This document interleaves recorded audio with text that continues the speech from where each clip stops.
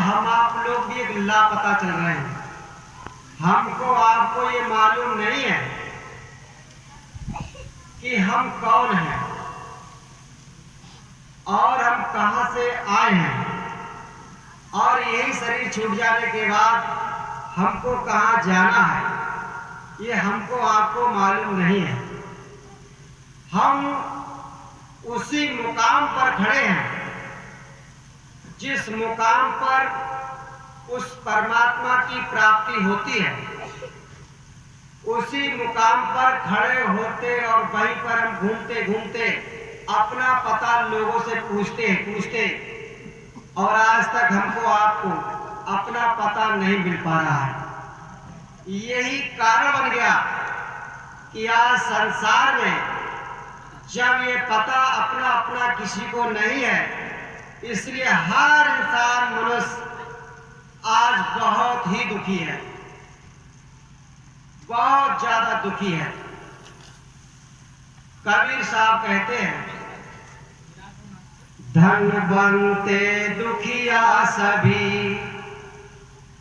निर्धन दुख का रूप, कहे साहब कबीर जी ये पाया भेद अनूप।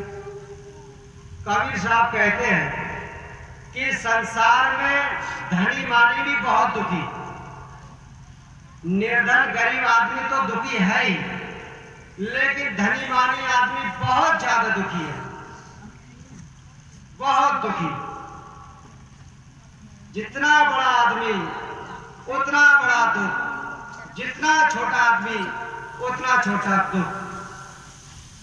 आगे कहते हैं, नाशुक विद्या के पढ़े, नाशुक वाद विवाद, साध सुखी सहे जो कहे, लागे सुन समाज।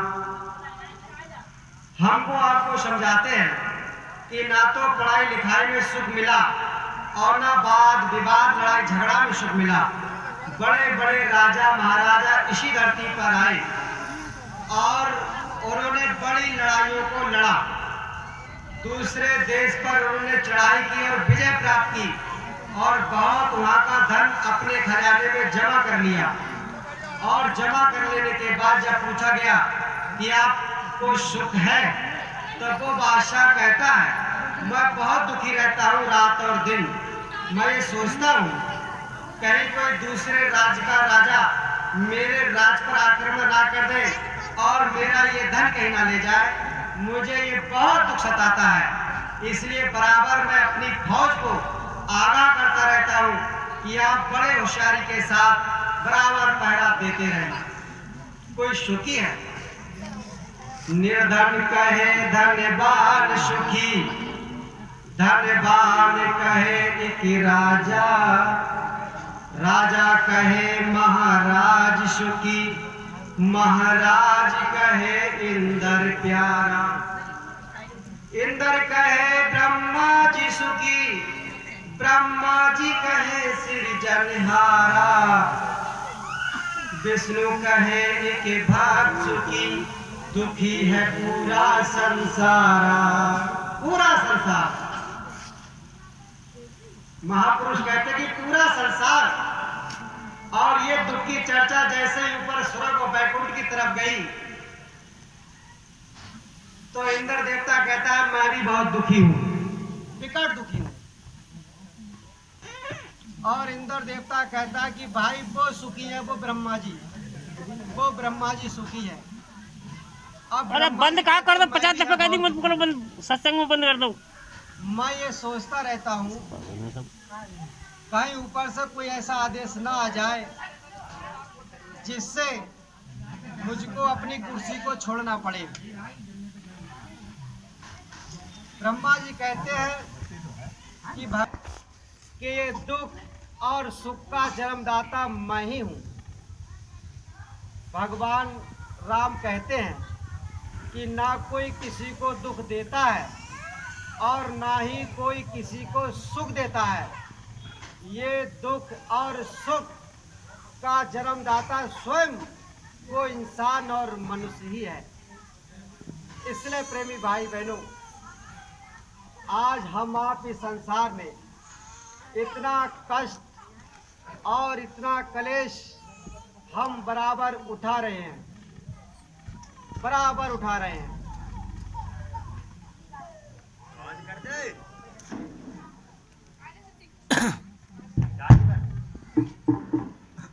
इसलिए प्रेमी भाई बहनों, इस संसार में कोई इंसान सुखी नहीं है, सब दुखी है। एक आदमी रोजाना सुबह शाम उस भगवान से अपनी एक शिकायत करता है, बराबर कंप्लेंट पे कंप्लेंट करता रहता, कहता भगवान तूने मुझे इतना दुखी गरीब क्यों बनाया? थोड़ा सा धनी मुझको बना देता तो मेरे दुख धीरे धीरे कम से कम ये तो समाप्त हो जाते। उसकी शिकायत सुनते सुनते बहुत दिन के बाद उस भगवान ने आवाज लगाई, कहा देख भाई, कल सुबह तेरे ही गांव के पास में एक पेड़ के नीचे तेरे आसपास के बहुत बड़े छोटे सब लोग अपने अपने दुख की गठरी को लाएंगे और तू भी अपने दुख की गठरी को ले जाना। जब सब लोग अपने दुख की गठरियों को उस स्थान पर रख देंगे तब मैं आवाज लगाऊंगा कि कोई भी एक दूसरे की गठरी को बदल सकता है। अब उस आदमी ने सोचा कि मेरा दुख अब खत्म होने वाला है और रात भर इसी खुशी में उसको नींद भी नहीं आई और सबसे पहले उस स्थान पर पहुंच गया। अपने दुख की गठरी को ऐसे उसने रख दिया। अब वो देख रहा है कि लोग अपने अपने दुखों की गठरी को अब ला रहे हैं।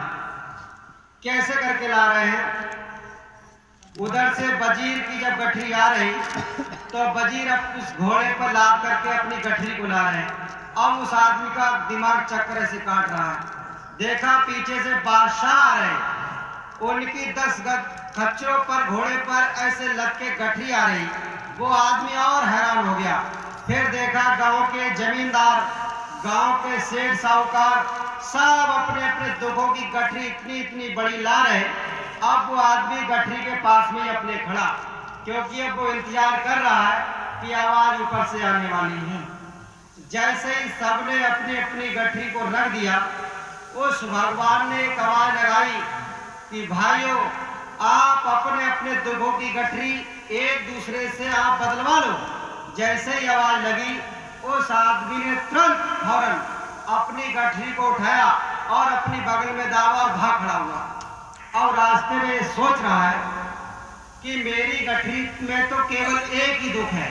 क्या दुख है? कि मैं रोज कमाऊं और रोज खाऊं, और इतनी इतनी बड़ी गठरी लेकर के आज यहाँ पर लाए हैं। इनकी गठरियों के अंदर कितने कितने बड़े सांप और कितने कितने बड़े अजगर, कितने कितने बड़े बिच्छू, कितने कितने विषैले इसके अंदर जानवर बैठे होंगे, उनसे मैं परिचित नहीं हूँ। क्या पता कितना दुख इनके गठरी में है। और दुख की गठरी पूरा गट्ठर लेकर आ रहे हैं और 10-10, 20-20 गट्ठर, और मेरे पास तो छोटी सी गठरी तो है। कोई बात नहीं परमात्मा, मैं केवल संतुष्ट हो गया कि संसार में बहुत लोग मुझसे ज्यादा दुखी, बहुत दुखी। संत महात्मा हमसे आपसे क्या कहते हैं? संत महात्मा कहते हैं कि ये जो तुम्हारा शरीर है, ये शरीर तुम्हारे किराए का मकान है। हमारे अंदर हलचल होने लगती है। ये क्या बात उन्होंने कह दिया? अरे हमारा ये शरीर है और हम इसको रोजाना इसकी साफ सफाई करते हैं और इसका इलाज भी करते हैं। महात्मा दूसरी बात समझाते हैं कि जो संसार आप देख रहे हो, ये संसार तुम्हारे लिए परदेश है। तब हमारे अंदर हलचल और तेज हो गई कि इन्होंने दूसरी बात और खतरनाक कह दिया कि भाई ये शरीर किराए का मकान बता रहे हो और ये संसार आप परदेश बता रहे हो। प्रेमी भाई बहनों, 750 साल से लगातार संत महात्मा ये बात हमको आपको बता रहे हैं कि जहां आप रह रहे हो ये परदेश है और जिस मकान में आप रह रहे हो ये तुम्हारे लिए एक किराए का मकान है और तुमको यहाँ पर सुख है ही नहीं। तुमको यहाँ पर क्षण मात्र के लिए सुख है और यहाँ पर दुख ही दुख है, दुख ही दुख है। हमको आपको उन महापुरुषों से ये पूछना चाहिए, महाराज आप ये कहते हो कि ये परदेश है तो हमारा भी तो कहीं देश होगा जो हमारा निजी देश है, कहीं तो हमारा देश होगा। आप कहते हो कि ये तुम्हारा ये तुम्हारा शरीर किराए का मकान है, तो महाराज ये भी बताइए इस किराए के मकान में जो किराएदार रह रहा है ये कहाँ का रहने वाला है? ये भी तो पूछना चाहिए था। और ये भी उनसे पूछना चाहिए महाराज कि आप कहते हो कि यहाँ पर दुख ही दुख है, दुख ही दुख है, तो हमारा कहीं सुख भी तो होगा, हमारा असली मकान भी तो कहीं होगा, हमारा असली देश भी तो कहीं होगा, हमारा असली सुख भी तो कहीं होगा। जो इस संसार में हम सुख खोज रहे हैं, हमको वास्तव में आज तक सुख नहीं मिल रहा और छोटे बड़े अमीर गरीब पढ़े लिखे अनपढ़ सब यहाँ पर सब दुख भोग रहे हैं, तो हमारा सुख भी तो महाराज कहीं होगा। ये बात उन महात्माओं से पूछना चाहिए, तब वो इस बात को बताते कि तुम्हारा सुख भी है। इस किराए के मकान के अंदर जो किराए पे अंदर जो आदमी इंसान रह रहा है वो आदमी कहाँ का रहने वाला है, और ये किराए के मकान को छोड़ करके वो आदमी कहाँ जाता है? इस किराए में आने से पहले वो आदमी कहाँ आया था, वो आदमी कहाँ से आया? और वो आदमी जब इस किराए के मकान को छोड़ता है तो ये किराए का मकान धरती पे गिर जाता है और बिल्कुल ये चलता नहीं है, वो कहाँ चला जाता है? ये बात उन महात्माओं से पूछना चाहिए, तब वो हमको आपको बताते कि तुम्हारा ये असली घर और तुम्हारा वो असली देश और तुम्हारा असली वो सुख, तब वो हमको आपको बताते। तो इसलिए प्रेमी भाई बहनों, आप बड़ी दूर से बड़े पास से आप लोग आए हो, तो आज इस बात को हमको आपको पता चलेगा कि इस किराए के मकान के अंदर जो आदमी रह रहा है उसका कैसा रूप है और वो किराए का आदमी कहां से आया है, और ये किराए के मकान को छोड़ने के बाद उस आदमी को कहां जाना चाहिए। ये तीन सवाल इतने मजबूत हैं, यही बात अगर हम आप लोग याद कर लें तो हमारा आपका मनुष्य जीवन सार्थक हो जाएगा। इसलिए प्रेमी भाई बहनों, ये आध घंटा एक घंटा के लिए आप बहुत ही होशियारी के साथ आप इन बातों को सुनना, और जो आपके अगल बगल में सो जाए उसको जगाना मत। शक्ति गुरु शक्ति नाम तुमको लाखों प्रणाम। सतगुरु सतनाम तुमको लाखों प्रणाम। कोटिन सूरज चांद सितारे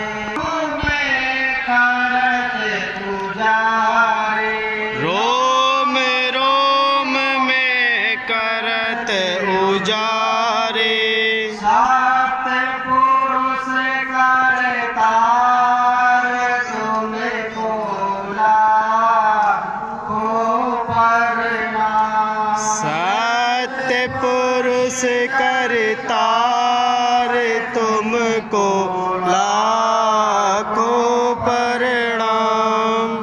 सतगुरु सतनाम तुमको लाखों प्रणाम। सतगुरु सतनाम